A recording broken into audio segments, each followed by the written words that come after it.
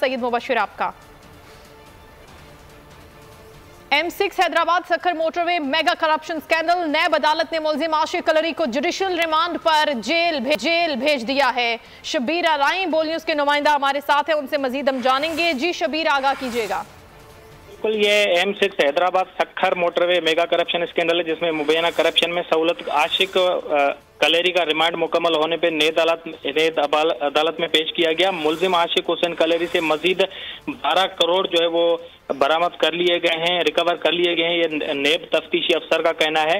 और समाअत के दौरान जो है वो नेब अदालत ने मुलजिम का तफ्तीशी रिमांड खत्म करके जुडिशल रिमांड पर जो है वो जेल भेज दिया है। मुलजिम आशिक 55 करोड़ 69 लाख रुपए बरामद किए जा चुके हैं, जबकि साबिक डीसी जो इस केस में मुलविस था उससे 48 लाख रुपए पहले से रिकवर कर लिए गए हैं। मेगा करप्शन स्कैंडल जो है उसे मुतल्लिक मुलजमान पर M6 सक्खर मोटरवे करप्शन में जमीन की खरीदारी में खुद बुर्द के इल्जाम थे। मेगा करप्शन स्कैंडल में मुलजमान पर महकमे के फंड्स में 2.25 अरब रुपए करप्शन में मुलविस होने पर नेब में जेर तफ्तीश है।